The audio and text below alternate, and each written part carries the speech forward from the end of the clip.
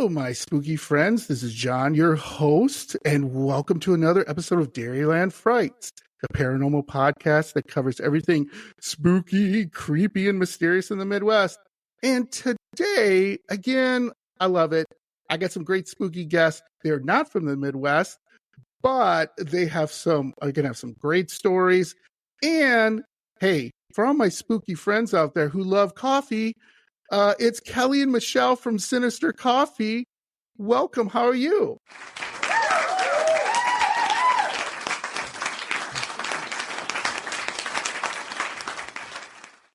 Good. Thanks for having us. Absolutely. Thank you. Yeah, absolutely.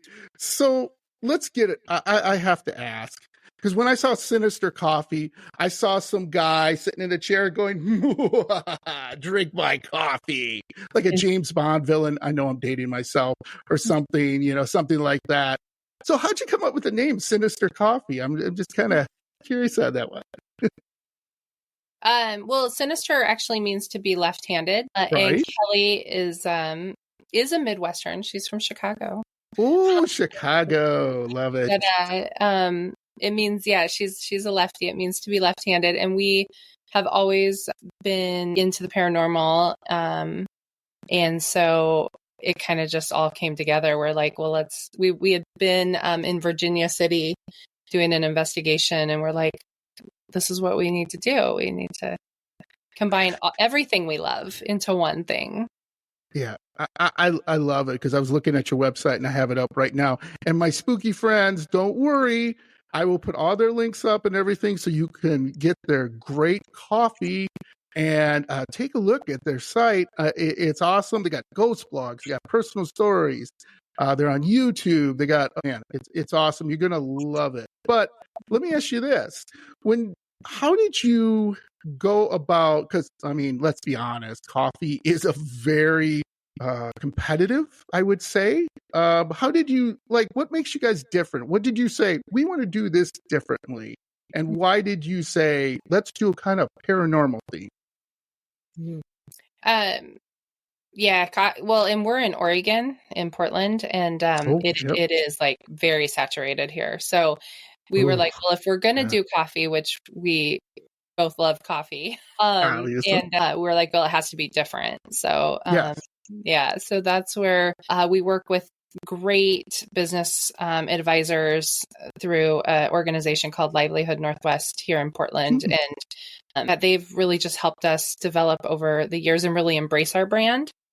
And so, we wanted, again, to have everything that we love. And as paranormal investigators, as paranormal enthusiasts, as coffee lovers, as Portlanders, as just, everything, we were like, okay, we can make this work. We can combine everything so that we're making the life that we want to live. And so Sinister started on a car ride back from Reno, Nevada. And all right.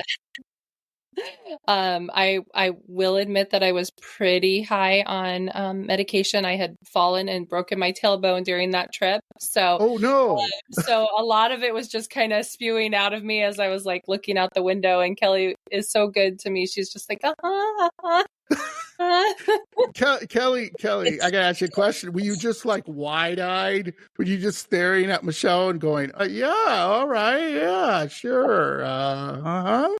It can't go like that. It can't, dealing with sometimes Michelle's ADHD is interesting to say the least. There's a lot of gems in it. And sometimes it's like, it's very on point and it makes sense and it seems like a way forward. And so, I think we kind of work well together with that. So, yeah. Yeah, obviously. I was just wondering, Kelly, if the doctors pulled you aside and said, just humor her. Just let her.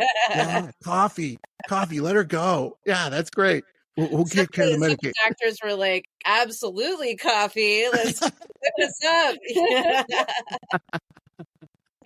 I love that. And so talk about, and I love it, because that's what makes, I think, business is great. Because when I had my business, me and my friend, we were like, man, I don't like working anymore in a cubicle, and we don't, you know what I'm saying? And working for the man, you know, and we were like, let's try this. And we were in business for over 6 years. And then we were both like, well, I started to have a family and kids, and it was just really hard. And I didn't want my business partner to be like taking, and we didn't want to sell it to someone or whatever. So we just kind of liquidated and moved on. But it was the greatest time of my life. You know, I wouldn't change it for anything. So definitely soak up every moment you have here. And I hope it lasts for a very, very long time. A lot of people are going to ask me, and I get this because have entered business owners on who coffee and some other things. And what makes it different though? Like if someone said to me, "Hey, John, I want to get some of their coffee. Tell me a little bit about it." What would you say?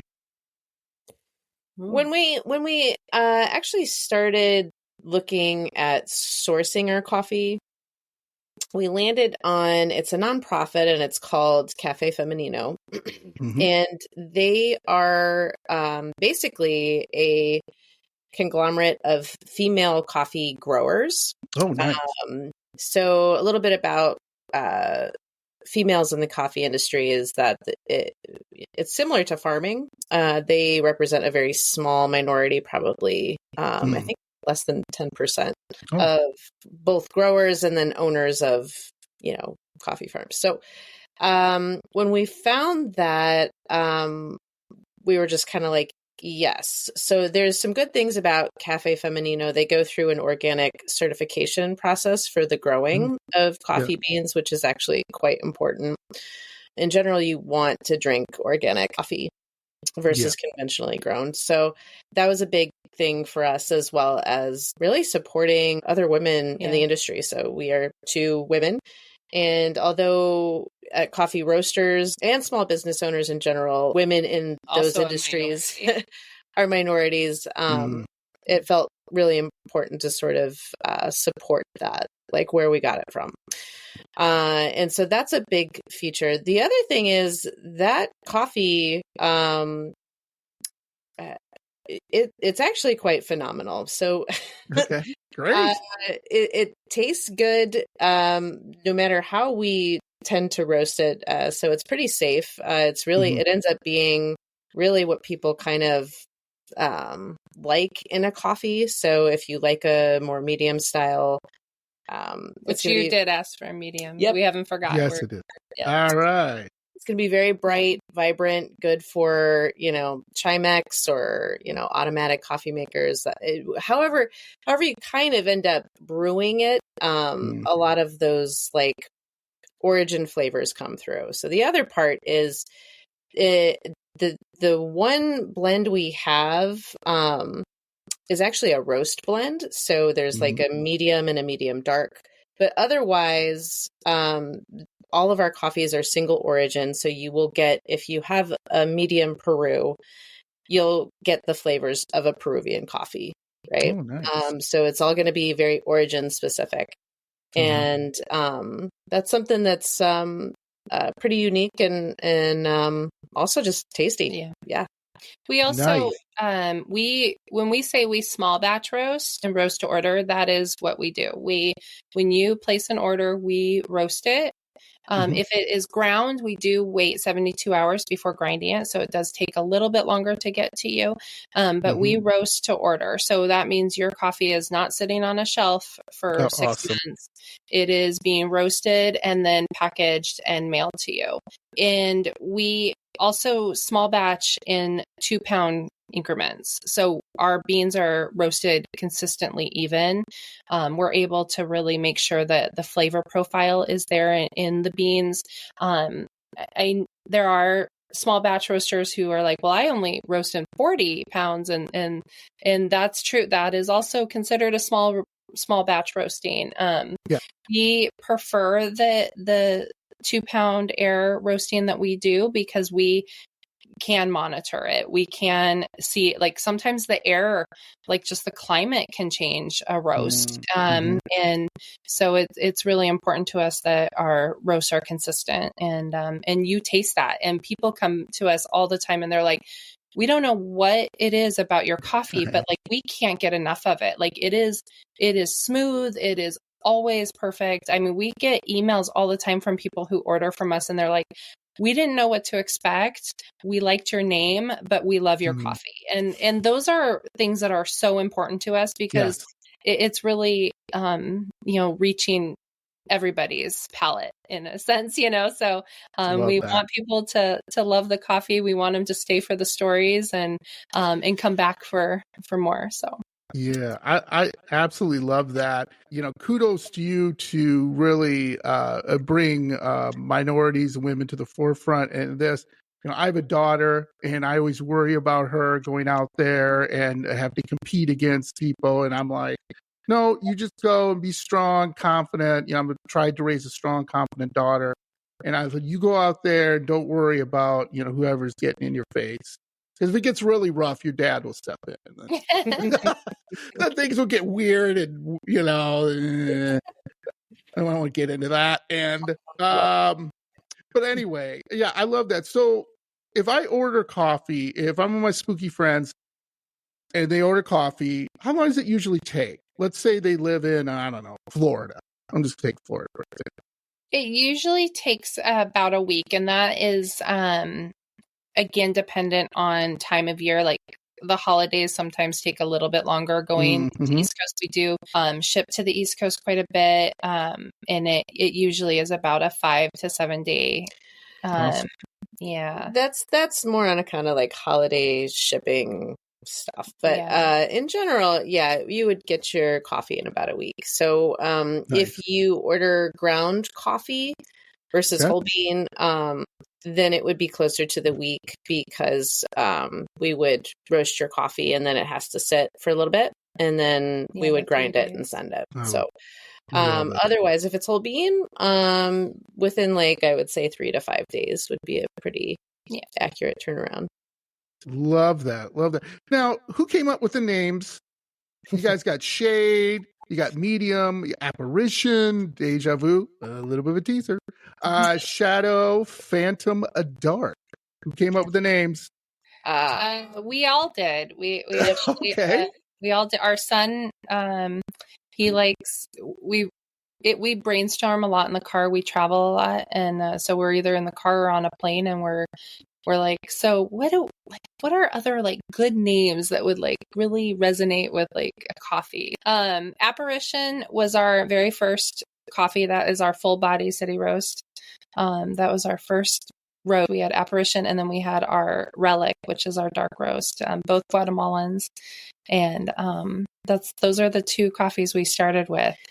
And it's just kind of, we are part of Pride this year, and we came up with a new roast, which is RIP roast, and it is roasted in Pride, but it is a headstone, and so so we just have a lot of fun. That's really the big thing, is having fun with it, and we have people come up to us and they're like, "Hey, what do you think about this?" And so it's a huge community thing. Yeah. A little bit about the paranormal names, and a little bit of a plug about our blogs is that there's a lot of I don't want to say misconception, but a lot of information out there about everything in the paranormal, right? So paranormal terms, what does it mean? Paranormal tech, paranormal experiences, all of it. There's just kind of a wide range, and it's amazing. But I think our blogs are really kind of geared towards explaining maybe the deeper meaning behind some of the terminology, or what some of the ghost tech does, or really giving people experience, giving people's voices a chance to kind of come through on their experiences. So there's kind of this idea with the blog of just kind of giving more information, and maybe some background, some history about stuff. And so that's kind of been really cool when we've brought in new paranormal terminology. Some of the blogs are about that. So we have a blog on Spectre, we have a blog on Apparition, Deja Vu. And it just really kind of delves into just where those terms came from and kind of like what they're actually meaning in a ghost context or a paranormal context. Yeah, I love that. So let's tie that in. First thing first, I'm gonna throw my hat in the ring. How about a Dairyland fright blend? Huh? Certainly love to do about it. We love doing blends with people, so yeah, we have a lot of fun with that. Definite discussion. We'll talk offline. Yeah, it'll go great with cream. Yeah, so this is a tie-in. So I've interviewed a number of paranormal investigators from all over the country. And two things. One, my first question would be, you're paranormal investigators. And obviously you do it at times. You don't do it like, hey, I'm going to get up at 8 o'clock in the morning and I'm going to go, usually you don't do that. It's usually 3 o'clock, 4 o'clock, 2, whatever, right? It's after midnight if you want to get the most activity. So my first question, before I get into some of your investigations, what would you recommend to a paranormal investigator that got to get that drive, got to get that caffeine, get that, heart racing so they stay awake and don't miss anything? You know what I'm saying? We usually recommend either a medium or a city roast. So Nice. we do participate in the Oregon Ghost Conference every year, and so there are a lot of investigators there. They usually buy. We do an Oregon Ghost Conference blend specific for Rocky, who puts on the Ghost Conference, and then we also do have our apparition there. The city roast, it is a little bit above a medium, but not into a dark, and so it does have a higher caffeine. And so we always tell people, you want the lighter the roast, the more the caffeine. And so, we're like, well, if you're looking for an apparition, use apparition. If you're looking for sincerity, we have a clairvoyant, like our light roast, So I love that. So let's talk about some of your investigations and what you're talking about too with terminology and understanding it. Every time I have a paranormal investigator on, they're so excited about talking about everything, right? And they're talking about REM pods, and they're talking about tripwires, and they're talking about, blah, blah, blah. And I'm like, I'm not in your world. Could you please explain? So I always have them explain, okay, this is what we do, and so on and so forth. So I love that. When you guys go on a paranormal investigation, what are you typically taking with you? What kind of equipment? We actually we have a team that we investigate with mostly, and so we have everything from apps that one of our team member uses to a medium that goes out with us, and then we have a SLS camera, which basically is what are the Xbox? Is that what it is? Yeah, it's Xbox Connect kind of tracking is the idea behind it. Yeah. So we our son is our tech guy for sure. He Nice. makes sure everything is ready to go. We have our recorders for EVP recording. Yeah, digital recorders. There's usually an EMF meter, and then I would say also a fair number of just recording devices, like visual recording devices, because that sees to be an issue actually when you go out to a kind of active location. We bring lots of batteries. Yes. The batteries. Yes. So, go ahead. Oh no, I was just the batteries. That's like probably the biggest thing is that we go through a lot of batteries. So I was reading some of your blogs, personal stories that are out there and everything like that. But I always ask, like, when you go into investigation, how do you start it? And most paranormal investigators have said they start with talking to once they're in the house, like, hi, I'm Kelly and Michelle. We're here, or your team, whatever you want to say. We're here. We're respectful. If you don't want us here, you know what I mean? In other words, kind of like when you go into someone's house for a party, You just don't barge in and then start eating food and drinking beer or whatever. You kind of, hey everyone, hey, hey, nice to meet you. How do you guys start an investigation? Something like that, or do you do it a little different? That's pretty much, well, we usually try to meet up with our team first before, and we kind of talk about like, hey, so this is the area. Like, if we have time, we go to the spot prior so that we kind of have a setup too. We know where we're going to be. We usually eat first, go in, have there you food. go. Kind of necessary. Yeah. And then do some grounding work prior to going in. And the same thing, we go in, we introduce ourselves. We let them know that, we're there just to help them communicate. And, we make sure we ask like what, if they need something, what they need. Oh, there you go. We are really big on not trying to bring up like if we go into a spot where somebody has been, let's say, murdered, we're big believers in the like going in and then bringing up the worst part of their entire existence is not really the best way to do that. So saying like, hey, we're here, and maybe somebody has talked to you before, maybe nobody's given you the chance. If there's something you want to say or something we can do for you, this is your time to let us know. We're here for you. We really try to be respectful of their space, because that's it too. Like, regardless of where it is, we're walking into their space or what they deem their space in that moment.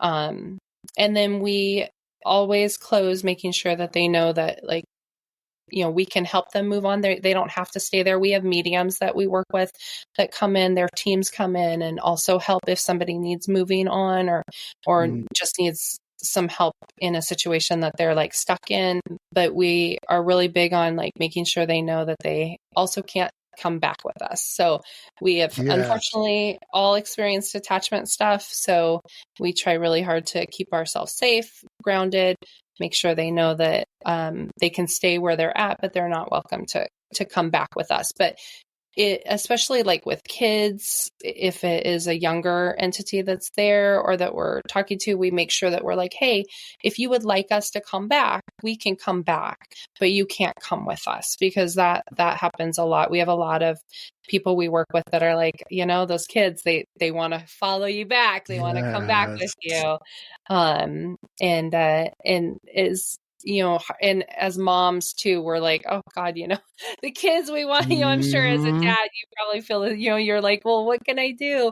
But that can become unsafe really quick. So really just keeping yourself safe and respecting the environment that you're in. Always leave wherever you are, always leave it better than you found it.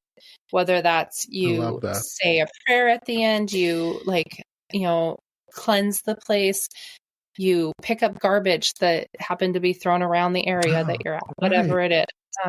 Yeah, that's really important. I absolutely love that. Wait, go ahead.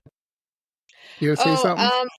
I was just thinking, in addition to it, like, a lot of times as investigators, we go in thinking like one thing, like hearing the stories, like, okay, we're going to be communicating with, such and such spirit.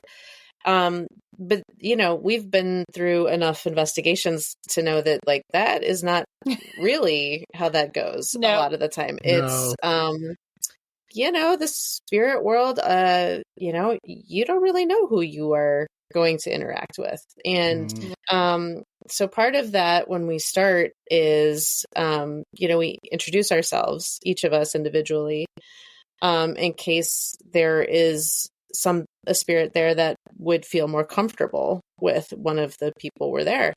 And also it's staying open to the possibility that it isn't what we think it is, and just being able to like kind of document that and go with that as it kind of happens in an investigation. So, which happens more times than we want to admit, is that we're here for Jerry, and then we have Diane coming through on a regular, and we're like, okay, there is no Jerry that wants to talk to us right now. Jerry might be here, but Jerry does not want to talk to us. I love that. I love paranormal investigators. You guys have the greatest stories, and all different stories. which I absolutely love. And you guys are braver than me. As soon as I'd see a ghost, boom, you, Kelly and Michelle would be like, hey, here goes John. I'd be like a cartoon, like smashing through a wall. You'd be like, hey, John, he's gone. Anyway, moving on. So one thing you told me about experiences and everything with detachments. I've had everything from paranormal investigators tell me that they've had a kid come back, like you were just saying, a kid come back and actually, and I've told this a million times, but just really quickly, where the woman was cooking and she could see the kid out of the corner of her eye, and the kid was reaching for the chicken she was cooking, and she literally slapped the kid's hand away like you would do with a normal child, and be like, "No, no, you can't touch that, and you need to go home." And she just had a feeling. She kept telling me, "I just had this feeling there was a child there." And when she was on the investigation, she felt sadness and everything. And she's a mom, just like you said, you both are. And the child was like, "Mom, okay, great. I'm going to go home with mom." I've had other investigators tell me that, has this ever happened to you where they listened to something on the EVP, it said a message, and then everyone on the team like felt it? Like what the paranormal investigators felt was the voice said consumption. And as soon as they heard it, everyone was like, "Man, I can't breathe. Hey, yeah, you feeling like that? Have you ever had that?" And they all had to walk out of the house they were investigating and kind of purify themselves. Anything like that happen where you heard something or something that kind of affected everybody on the team or most people? Yeah, we've with EVPs in particular, we've had things like demon. It's usually pretty negative things that come through that we all kind of feel, where we have actually stopped investigations to go cleanse. You going back to like saying you would be leaving, one of my favorite stories was when we first started investigating with our team, and our team is kind of from all over. So we're from here. Kelly, right, again, was originally from Chicago. One of our guys was from Michigan. Two of our people are from California. So we had went to a hotel here that is an old poor farm, and it's huge and it's a beautiful hotel, but they have what they call ghost logs, and it's people's experience. Can you say the name of the hotel? Is it okay to say the name of the hotel? Yeah, it's called McMinimum's Edgefield, and McMinimum's are a couple of brothers that buy haunted locations throughout Portland. I mean, they're actually just old locations that they renovate. The city usually asks them to step in and says, "Hey, we want to preserve this building. We don't want to tear it down. It's got a lot of history." And so they come in and renovate it, and they make hotels out of them. And they're a brewery, a winery, restaurants. But we were distillery. Yeah, they kind of are everything. So if you're in Oregon, or even in South Washington here, McMinimum's, check them out. There's a school. This particular place was a poor farm. And we were there with our team, and we caught an EVP that said "behind you," and it was very clear and very direct. We were asking, like, "Where in the room are you?" This particular room, guests leave from on a regular basis. When the McMinimum brothers took it over, there had been some kind of satanic rituals being performed in that room. And so people just have really bad experiences. So we went in to try to just kind of see what was there and if we can kind of help cleanse it. They do actually cleanse that room, I think, weekly. But we're like, well, maybe we can help. We had one of our mediums with us, and then we caught this EVP. Well, one of our team members, he was actually supposed to stay in that room that night, and the next morning we got up. He came knocking on our door at like 4 in the morning. Yeah, I was like, I don't even know how long we slept, and we're like, "What is that?" Yeah. And we're like, "I'm not opening it." He's on his own. The next morning we were like at breakfast, and we're like, "How did you sleep?" He's like, "I slept in my car." And we're like, "What?" Oh. He's like, no. He's like, as soon as I laid down, the window started shaking. There was knocking, and I was like, no. So he actually slept in his car. The security of the parking lot came over to him, and he's like, no, dude, I have a room. I'm just not sleeping. Yeah, right. And he's like, no. And so those are like those EVPs that kind of make everybody almost worry. Those are the ones that like we have stopped investigations, and we have like just, you know, we cleanse the area that we're at. We cleanse us. We make sure that, again, nothing comes home with us. Everything stays where it is. I was going to talk about Wolf Creek. I was going to talk about a slightly different story. Yeah, could you guys bring up like each of you bring up like a spooky or creepy paranormal story that you guys can talk about? Yeah. So this investigation, Wolf Creek Inn, is in Southern Oregon. We've actually gone a couple of different times. And we're doing another investigation there October 1st. Yeah. That place has actually been investigated by all sorts of teams, actually, including like Ghost Adventures, I think has been there. I think twice, maybe. Yeah. And, but like paranormal groups, mediums, the whole nines. And so there's like a lot of stories like circulating around the place. It's an old stagecoach, like kind of drop-in. So it was like on trail. I don't know if it's the Oregon Trail, but it was on a trail that basically came from California to Oregon during the gold rush. Yeah. Mm-hmm. So it had a lot of people coming through, basically, and you could have been probably a brothel. Yeah, you know, there's it was. I'll guarantee you. Yes, I'll guarantee you it was. There was a ladies' parlor that our male investigators get a lot of activity, and none of the women ever get activity in there, but the lights start flickering all over. Yeah. So that happened with one of our investigators, Adam. He like walked into the parlor and the lights just started flickering. And of course he didn't have anything. So he came back and he's like, oh my God, like this just happened. Everybody's got to come over. And like everybody went over and it was like the lights were on and nothing was going on. We were there for like over an hour with nothing happening. It's like, of course I didn't have anything. Like, record. Yeah.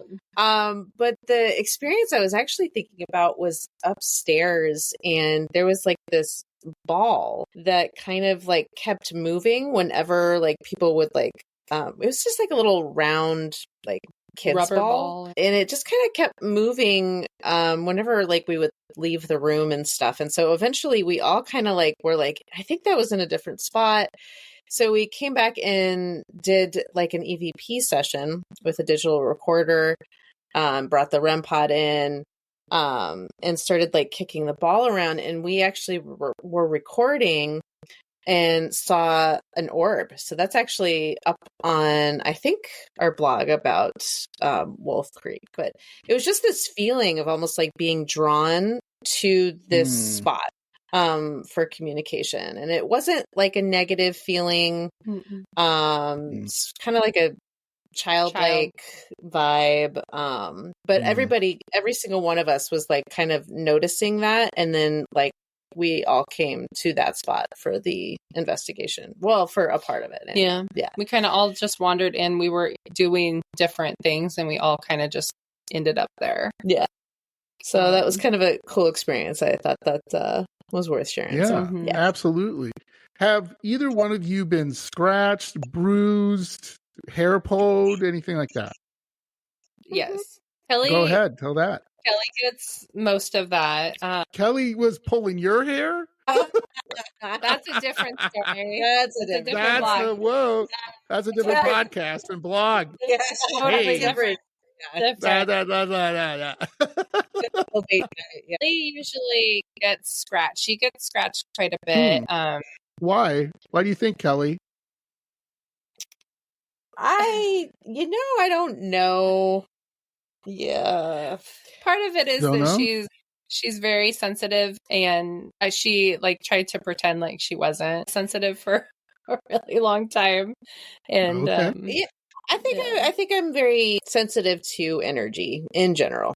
apparently living or not, I guess. So, but I do think like that is a person, right? That is a type of person that is out there. And so I think for those of us that are on the more sensitive spectrum of things, it's important to sage. Palo Santo is very good, or just sage. And keep that on hand if you're going into a spot that has known energy. And just kind of be aware of it. Be aware of how it's affecting you. I think sometimes that's lost in general on paranormal investigators. You get kind of so wrapped up in like what you're doing. You don't really see how a location or energy is affecting you. So it's good. It's good to be aware of that. Yeah. Our son was actually, we just were going over footage from an investigation we did at the Oregon coast, and he actually was being touched. He started investigating with us a couple of years ago, so he's just now 20. So we made him wait, which good for you. Was not easy for him because he wanted to I gotcha. And so we did make him wait. So he has since started investigating with us, and I think he has been touched. He has been communicated with like the most when we go in. And I think it's that younger energy that's probably a little less threatening than, he's a kid. He's like, he's our kid. He's 20, but he's still our kid, but he comes in, he's like, he's such a super gentle soul anyway. And so like he has people touch him. People have asked him to go with them, which we're like, no, absolutely not. You are not to follow any entity anywhere. And yeah. But again, I think part of it, it is the fact that he isn't threatening. He's not scary. We're coming in as adults, especially one particular place we investigate used to be a school. And it was a school. Right. It's the building's over 100 years old, and it's a theater now. But at one time, it was an elementary school, and so I think there is just comfort in kids a lot of times too, and so in younger adults, and so he definitely gets more of like the brushing up against him or the touching his arm.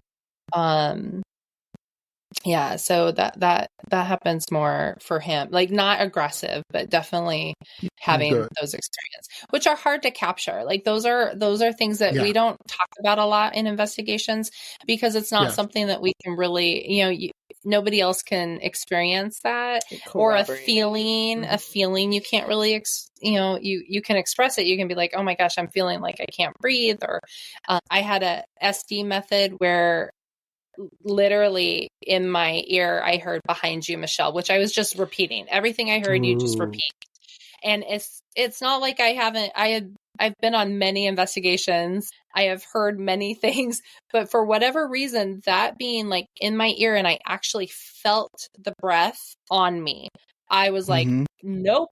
I like stood up, I was like, and we actually ended, we gathered our, I was like, I'm leaving, like we have to leave right now. It was very it's startling, and it's things that you don't like, you can capture that, you can you can see the reactions and stuff, but you don't experience it the same way. Wow. So was that the scariest? Like, was that, you think, your scariest encounter, or has there's been something much worse? Hopefully not. That was, we all got out of there. We all left. Yeah, that was one of our, we've actually gone back several times. Yep. But no, wow, there was a different eagle, the White Eagle. The White Eagle, I think, was another one. That's another McMinimum's. It's a very old bar.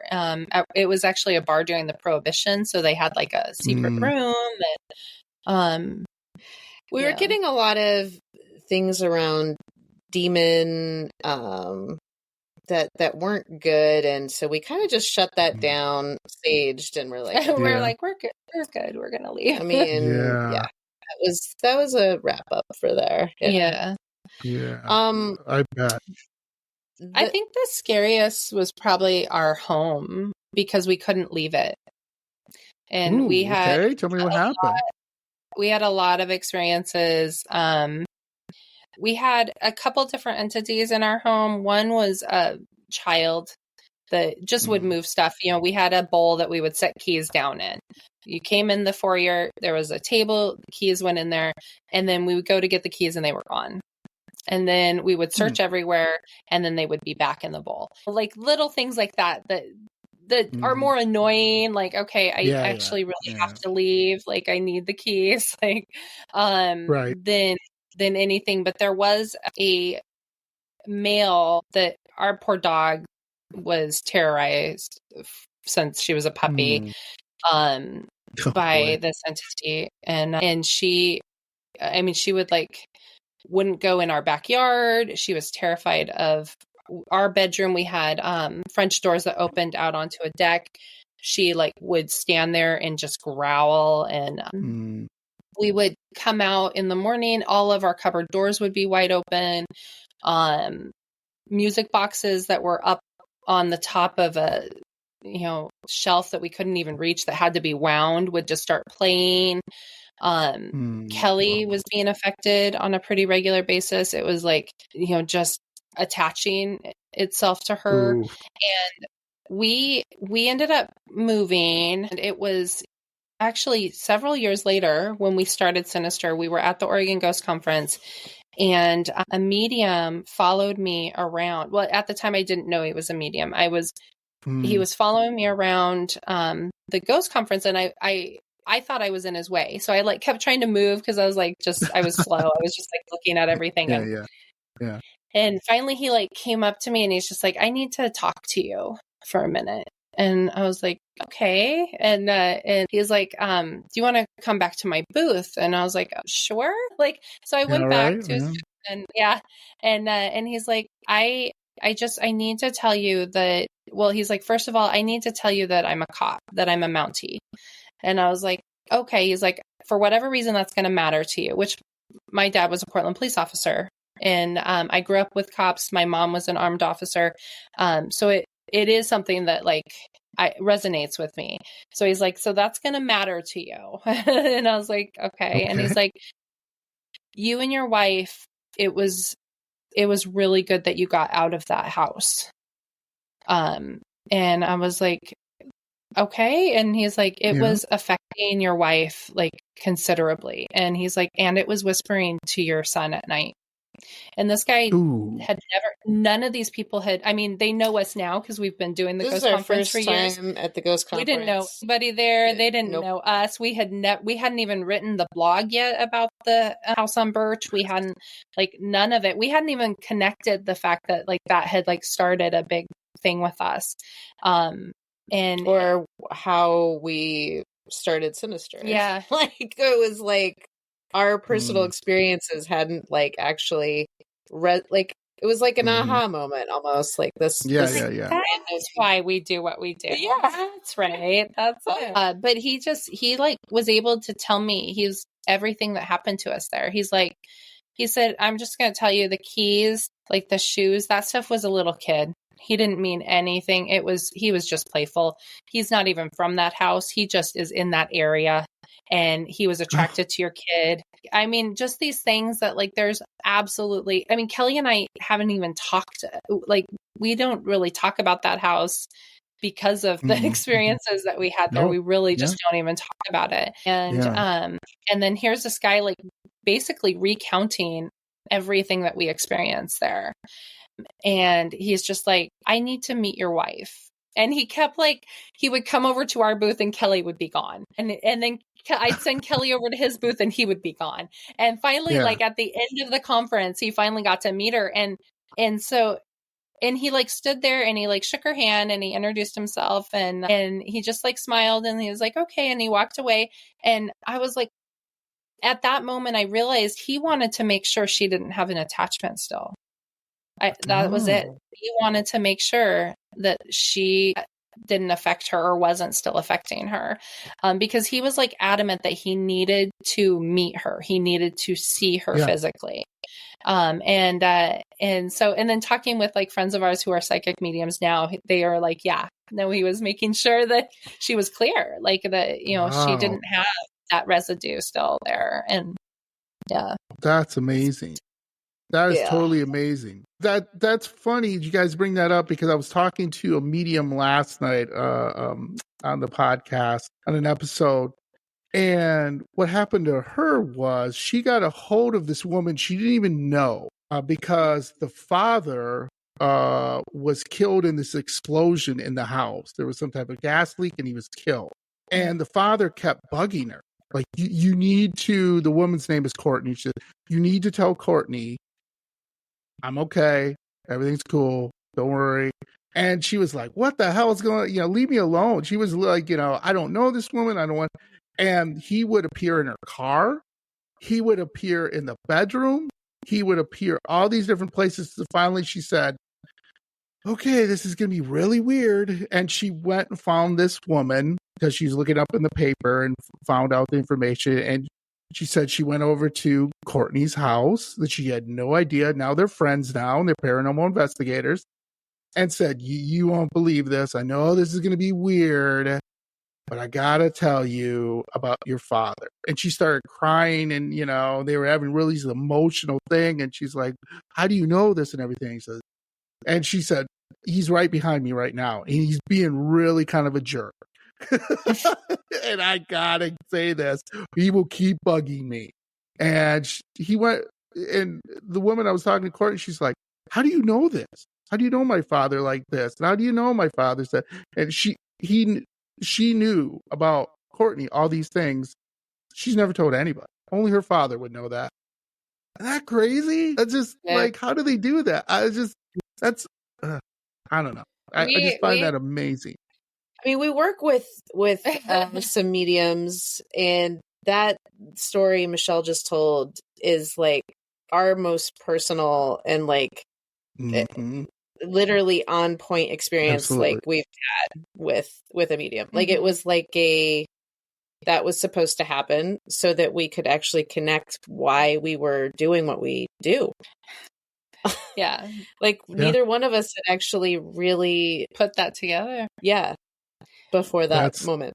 He amazing. Actually was, I mean, I allowed him to talk to me, which also like we have mediums that come up to us at different places and they're like, can I talk to you? And I'm like, no.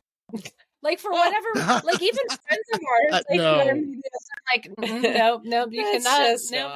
And for whatever reason, I did let him like just talk to me.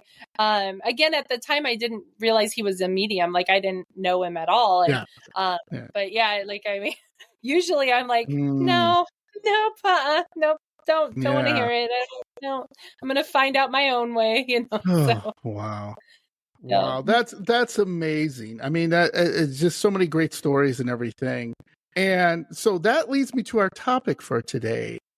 And it is based off one of your coffee brands, Deja Vu. Do we have this talk already? Kelly and Michelle, have we done this before?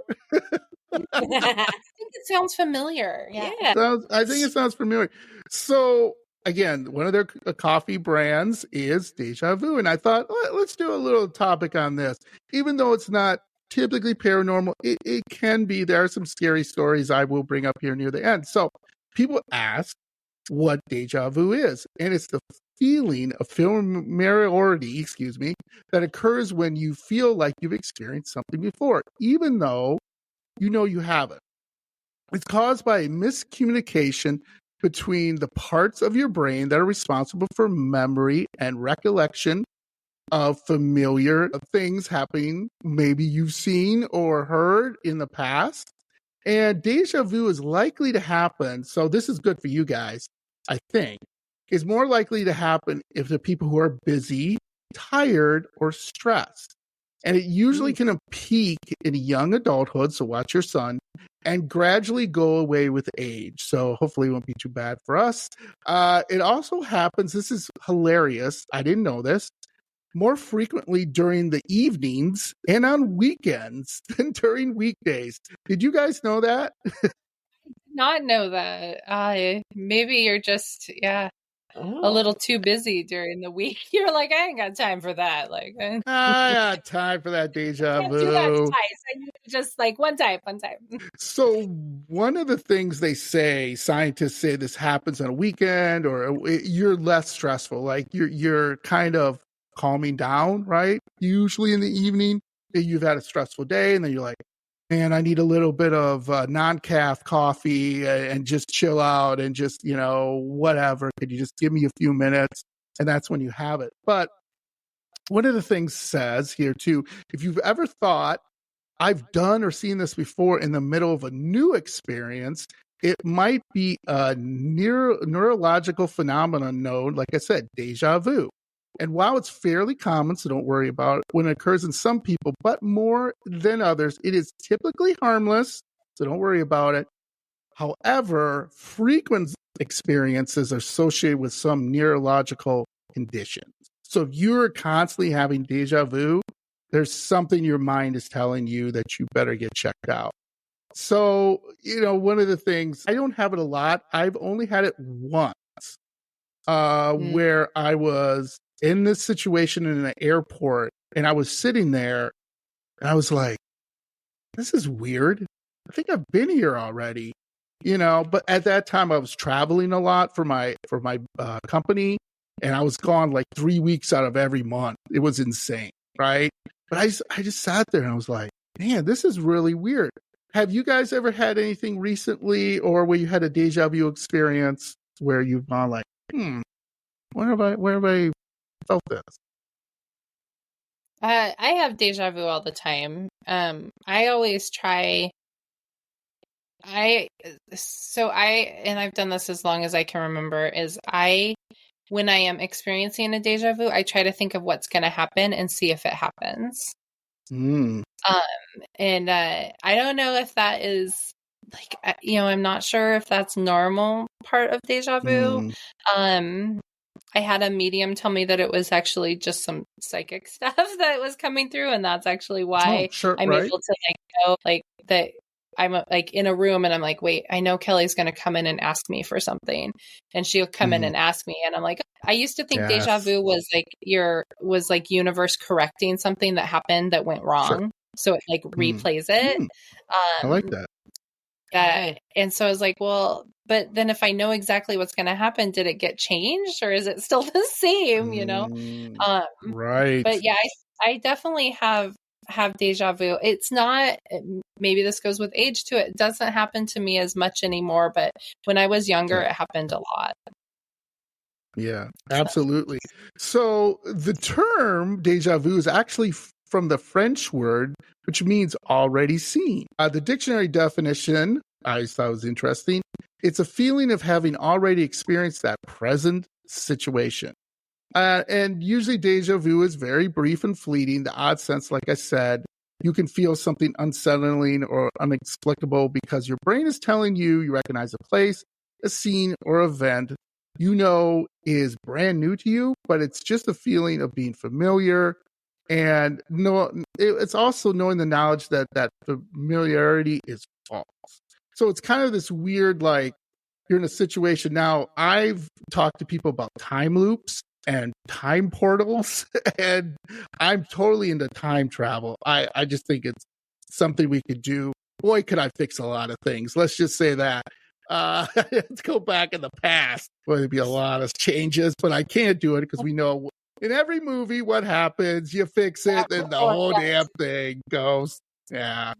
You're like, but I just want to not apply for the credit card at 18. Why did I have all those drinks? Why did I go out to that party? So dumb. But like I said, it's on a regular basis. That's why you don't have it a lot. But again, like I said, time loops and everything are different. So a time loop is where you're in a situation and you're like, this is something that's happened before. I know it's happened before. It's very rare, but I've read some stories on it where people have said they've gone into, like, I don't know, work. And it's like Groundhog Day, basically. If you ever seen the movie Groundhog Day, That's a time loop. You just stuck and stuck and stuck. It has happened to some people where they've gone in and to work or wherever, been in their house, and the person will come in, hey, how are you doing today? And you'd be like, you just told me that. And you're like, no, I didn't. What are you talking about? That is freaky. I don't know about you two, but I don't want that ever happen. What would you do if you're stuck in a time loop, Kelly and Michelle? Anything you would do? I would probably do something that was crazy that I'm like, well, tomorrow I'll just start over. So like Bill Murray. Yeah. Yeah. We there's another movie that's similar. It's called 12 Dates at Christmas. It's like an ABC movie or a Hallmark movie or something, but it's the same thing. She just keeps reliving, and so she like gets a tattoo and she gets a car, and like, I'd be like, yeah, I'll do some crazy stuff just because why not? Like, how many days you're gonna have of the same, might as well experience it different each day. Like a little. Kelly, would you do the same thing? Would you jump a bridge or something? I don't know. Get a motorcycle and do some crazy stuff. I don't know. I feel like I would totally. I would be Bill Murray in the Groundhog Day. I would be like, what the hell is this? And then I'd be like, free. Yeah, I would do whatever it is because I'd just start over again and like it'd be all about but then eventually all of that would be like, what am I supposed to do with my list? I would buy this Lamborghini that I couldn't afford and get this tattoo that I didn't like. That's the day it just like continues. You're like, of course it did. Of course. Yeah. I often remember that. I'd be like, hey, there goes Michelle in that Lamborghini. Hey, Michelle. Exactly. Like paying Kelly, for it of my life. Yeah. There goes Kelly with the groundhog. Why is Kelly with the groundhog? I don't know what's going on. You guys.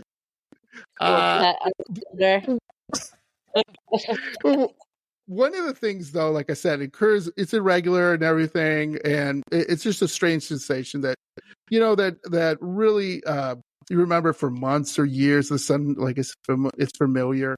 But one of the things is, I thought this was really interesting.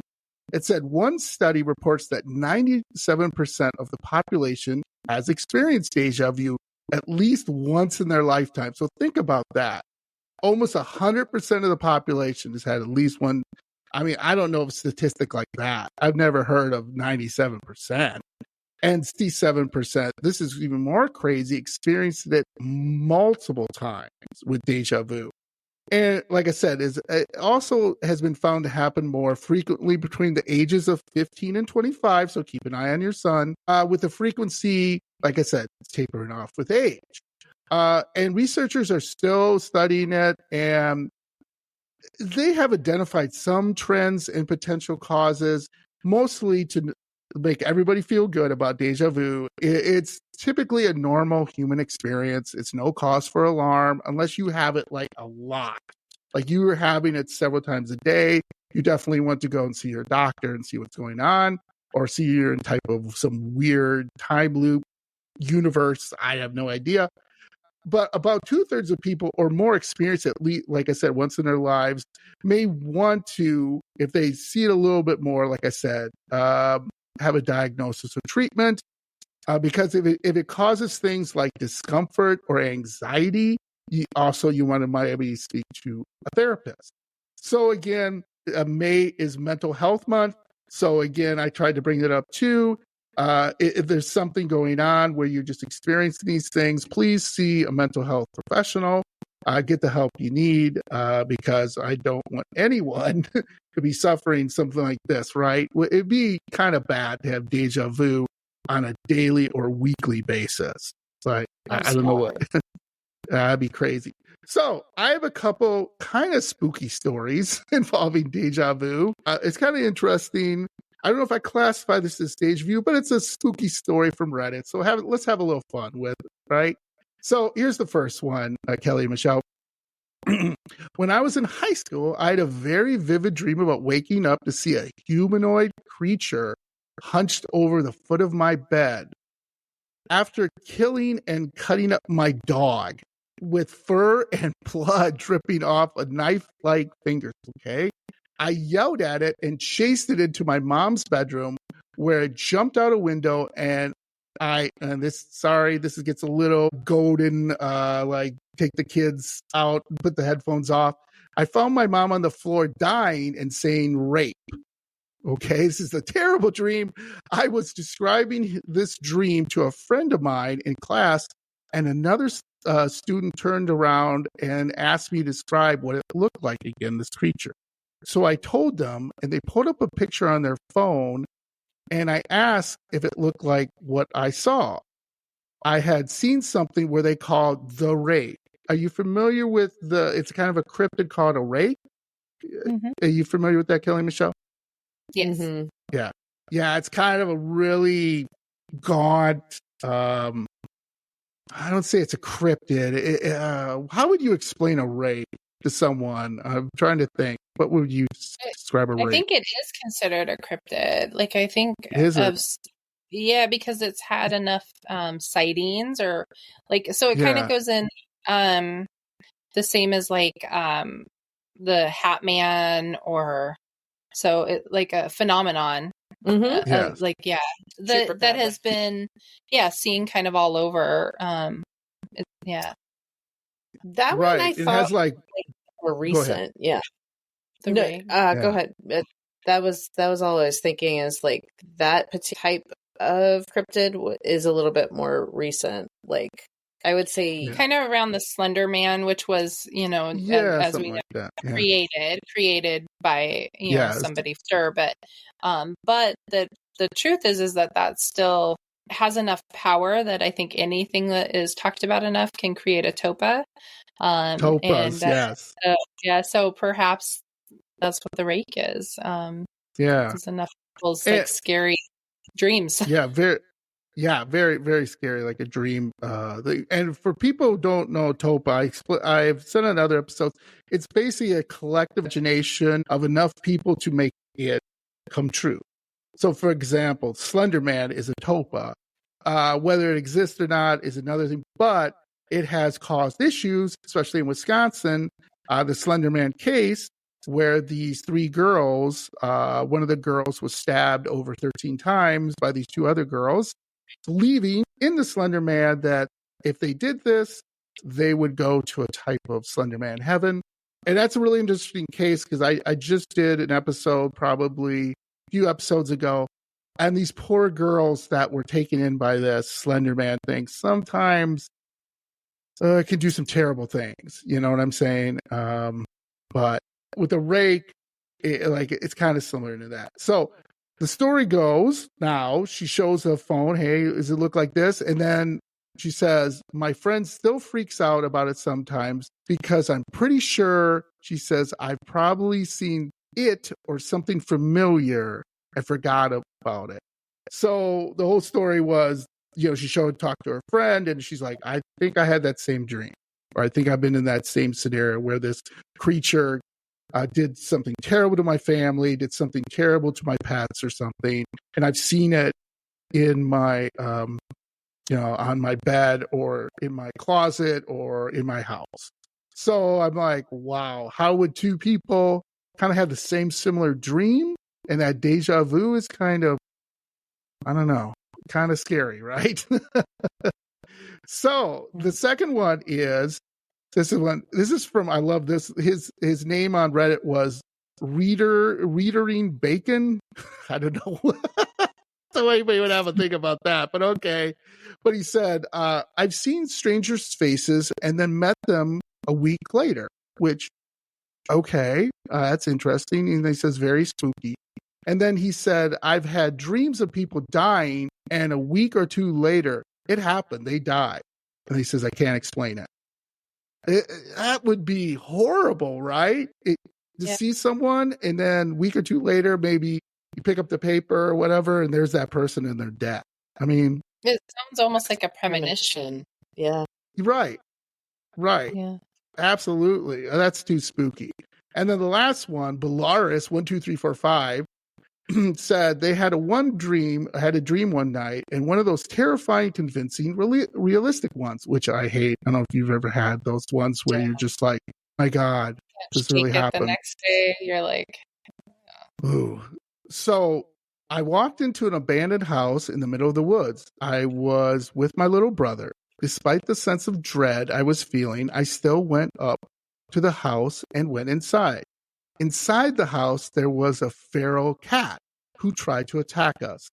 Later that week, I was walking through the woods near my house with my little brother. We came across the same house in my dreams, and immediately a weird feeling set in. Deja vu. As we neared the house, I felt compelled to go inside, despite the overwhelming sense of dread I was feeling. Inside the house was a feral cat who tried to attack us.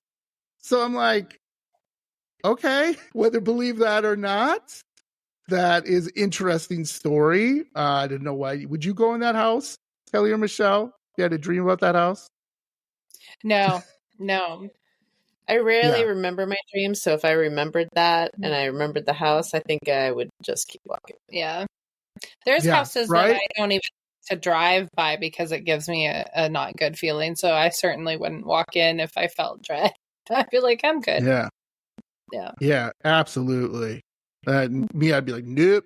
And then the last one from Falling Heavens. After my dad passed, it was hard to sleep. I tried to listen to music or meditate on binaural sounds as I tried to drift off most nights. One summer night, a couple of months after he passed, I had my eyes closed and was listening to something and felt this presence, like someone was in the room with me. I didn't want to open my eyes, partly out of fear, and the feeling, it got closer and closer for several minutes until it left. And everything went back to normal. I will never forget it. I kind of think it was him, I guess, seeing her dad, coming to look over me and my mom one final time, but it never happened again. So those are some of the stories. I thought that was kind of interesting where people have said, you know, they've had a feeling, I don't know if that's deja vu, but maybe a feeling of, you know, your dad's there, your dad's close, who passed, or your mom's passed. So interesting. So what do you guys think of deja vu? Kind of interesting, right? I think the fact that it doesn't care whether you believe in supernatural, paranormal or not. If it happens to you, it's going to happen to you and you're going to experience it. It's one of those rare things that doesn't matter who you are. We have one of the things about owning Sinister is we have a lot of people come up and tell us their stories.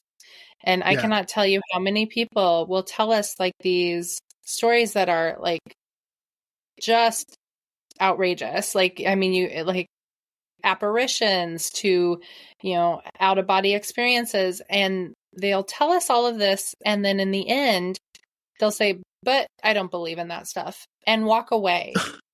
Like, I cannot tell you how often that happens to us. It is like, we actually it's have like taken supernatural bets story dumping. I don't know. Like, what? Yeah, it's like, right? It's like, oh, it's gone. It's now it's out of me. I don't have to, one guy was a truck driver and him and his wife both experienced this, like, basically a phantom hitchhiker. And he was telling us how it actually entered his truck, like the cab of his truck. And his wife was like, yeah, it was the scariest thing that has ever happened.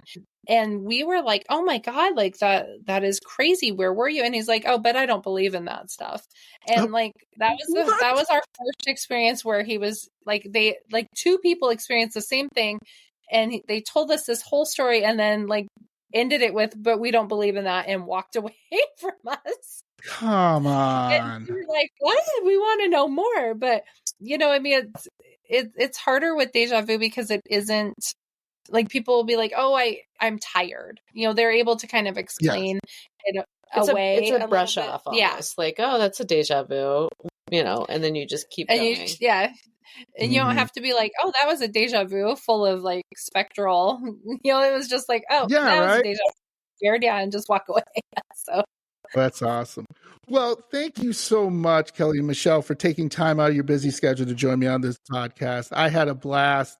I love everything about Sinister Coffee. I will, when this episode drops, I will let you know, and I will make sure that all my spooky friends have all your links to go to. And also, please share with Kelly and Michelle your paranormal stories. They have a paranormal blog. It is excellent. They have some spooky stuff on there. And don't be the person that goes, yeah, but I don't believe in ghosts. Come on.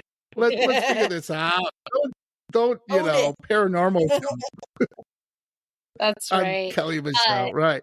We also want to offer your Yeah, listeners a discount for coffee if they want a discount. Right. We can do DFS, which is just for Dairyland Fright Studio, DFS 10, and they can get 10% off any purchase that they make after listening. Yeah, we'll put that up. Love it. Thank you so much. And yeah, I'll be looking out for that coffee. And like I said, if you ever want to give me like a mug or something so I can put you guys out there each time. We have a care package for you, John. We have a care package. You'll be Love it. You guys are the greatest. Woo, I'm so excited. And again, I don't want to leave you guys out. What is coming up? You guys have anything coming up? I know you got a blog, got investigations. Is there anything special you guys want to tell my audience? Like, hey, this is coming up. Want to check it out? If you're in the Portland area, we are at the PSU Portland Farmers Market every Saturday through September. And we also are going to be at a kiosk in Directors Park, July and August. So it is a brick and mortar. We will be there.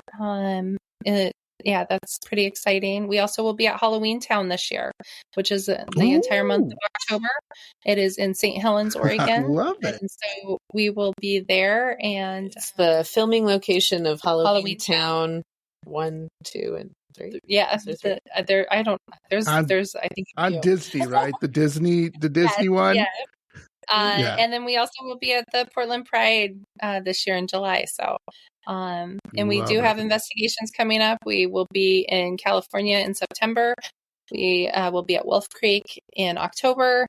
And then we have different investigations throughout the year here, just in Portland and the surrounding areas. And so stay tuned. Yeah, we'll have some live streams. Go to our Instagram at Sinister PDX. And join in the fun. Absolutely love it. My spooky friends, check it all out. Drink their coffee.